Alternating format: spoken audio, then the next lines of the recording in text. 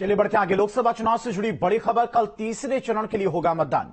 UP की 10 सीटों के लिए कल वोटिंग होगी। आज बूथ पर रवाना होंगी पोलिंग पार्टी। मतदान केंद्रों पर सुरक्षा के कड़े बंदोबस्त हैं। केंद्र पर धूप से बचाव और पेयजल की व्यवस्थाएं रहेंगी। बड़ी खबर आपको बता दी, कल यानी कि तीसरे चरण का मतदान होना है 7 मई को, और 10 सीटें यूपी की हैं जहां पर कल मतदान होगा। पोलिंग पार्टियां आज भारी सुरक्षा के बीच में बूथों पर रवाना होंगी। मतदान केंद्रों पर सुरक्षा के कड़े बंदोबस्त किए गए हैं। और चलिए इसी खबर पर तमाम और जानकारी के साथ में दीपक हमारे साथ फिरोजाबाद से जुड़ गए। इसके अलावा बदायूं से ओमवीर जुड़े हुए हैं। सबसे पहले दीपक आपके पास आएंगे, क्योंकि कल सुबह 7 बजे से मतदान होना है। ऐसे में प्रशासन की तरफ से आज किस तरह की व्यवस्थाएं की जा रही हैं, साथ ही साथ जो मतदाता हैं उनको जागरूक करने के लिए किस तरह का अभियान चलाया गया, क्योंकि फर्स्ट फेज और सेकंड फेज की बात करें तो मतदान काफी कम हुआ था। बिल्कुल, देखिए मैं बता दूं कि आपको किस तरीके से कल तीसरे चरण में मतदान होना है और यूपी की 10 सीटों पर मतदान होगा। इसको लेकर फिरोजाबाद भी शामिल है।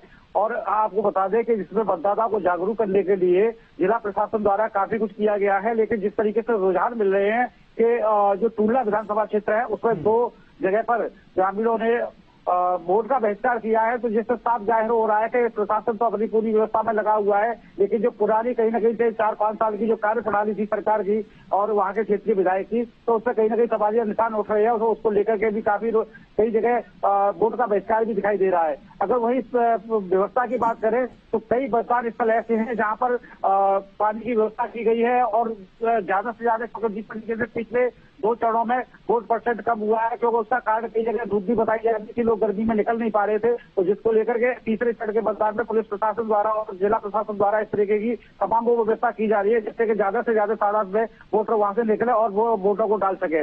वहीं फिरोजाबाद की वोटरों की बात करें तो लगभग 5 विधानसभा में 19 लाख वोटर अब की बार वोटिंग करेंगे। एक देखने वाली बात ये भी रहेगी साथ में कि 19 लाख वोटों में कितना वोटर परसेंट निकल के आता है और कितने मतदाता इसमें भाग लेते हैं। जी, ओमवीर भी हमारे साथ जुड़े हुए हैं बदायूं से। बदायूं की बात करें ओमवीर, तो फिलहाल कितने मतदान केंद्र पूरे जिले में बनाए गए हैं और मतदान केंद्रों पर इस बार किस तरह के इंतजाम देखने को मिलेंगे?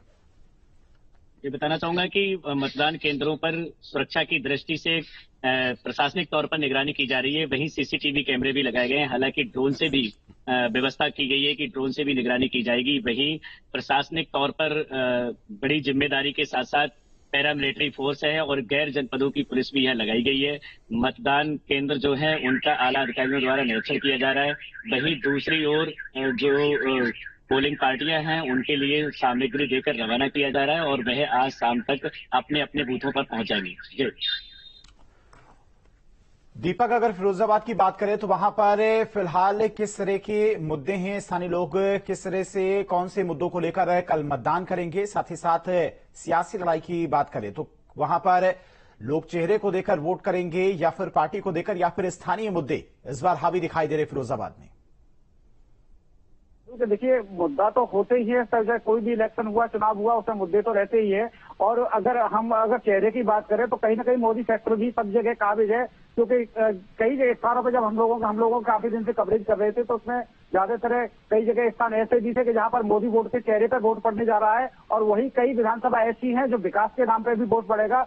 वहाँ 5 साल से जितने भी कई जो विधायक रहे उन्होंने जाकर के नहीं देखा, ग्रामीणों से बात नहीं की और उनका जो सामंजस्य आपस में होता है ग्रामीणों के बीच में और क्षेत्र के प्रतिनिधि के बीच में, तो कोई न कहीं गैप मिला है। 2-4 विधानसभा ऐसी भी है जहां पर लोगों को काफी इस तरीके का रोष देखने को मिल रहा है और वोट का बहिष्कार किया गया है। और साथ ही मुद्दे की हम बात करें तो सबसे बड़ा मुद्दा सड़क सुरक्षा और पानी का होता है। तो सुरक्षा की व्यवस्था में बात करें तो सुरक्षा से तो लोग काफी संतुष्ट दिखाई दे रहे हैं, लेकिन वहीं सड़कें आज भी कई जगह पर स्थान ऐसे हैं जहाँ पर प्रॉपर तरीके से रास्ते नहीं है, टूटे पड़े हुए हैं। तो ये कहीं ना कहीं ये मुद्दा हावी रहेगा। और जो रोष है वो रोष की भावना सबसे बड़ी यही होती है कि जो प्रतिनिधि होता है, प्रतिनिधि नहीं जा गया है पिछले 5 सालों में वहां घूमने के लिए लोगों के बीच में। और सबसे बड़ी महंगाई भी कहीं ना कहीं मुद्दा बन के रहेगी, तो जहां भी हमने जहां लोगों से बात की है तो महंगाई कहीं ना कहीं ये मुद्दा निकल के आ रहा है कि महंगाई से भी लोग काफी त्रस्त दिखाई दे रहे हैं। जी, बदायूं की बात करें अगर ओमवीर, तो वहां पर पुलिस प्रशासन की तरफ से कल एक बड़ी मीटिंग भी हुई थी जिसमें ब्रीफ किया गया था तमाम अधिकारियों को कि किस तरह से मतदान केंद्रों पर सुरक्षा के कड़े बंदोबस्त होने चाहिए। कुछ संवेदनशील मतदान केंद्र भी हैं, बूथ भी हैं जहां पर सीसीटीवी कैमरे भी लगाए गए हैं ताकि कोई उत्पात वहां पर देखने को ना मिले।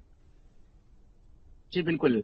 जो आला अधिकारी हैं एसएसपी आलोक प्रियदर्शी ने मीटिंग ली और कड़े निर्देश दिए। हालांकि उसमें जिलाधिकारी भी मौजूद रहे और जो अतिसंवेदनशील बूथ केंद्र है उन्हें सीसीटीवी कैमरों से लैस किया गया है। इसके साथ ही जो प्रशासनिक तौर पर व्यवस्थाएं हैं उन्हें बहुत दुरुस्त किया जा रहा है। हालांकि बदायूं में 19 लाख से अधिक मतदाता मतदान करेंगे, जिसको लेकर व्यवस्थाएं ठीक हैं। लेकिन यहाँ पर जो लोग हैं वो भाजपा के पिछले सांसद रहे, उनसे नाराज दिख रहे हैं। हालांकि पार्टी को लेकर लोग फिर भी मतदान करना चाह रहे हैं। जी ठीक है दीपक और ओमवीर, आप दोनों का फिलहाल तमाम सारी जानकारी के लिए आपका बहुत बहुत शुक्रिया। तो कल यूपी की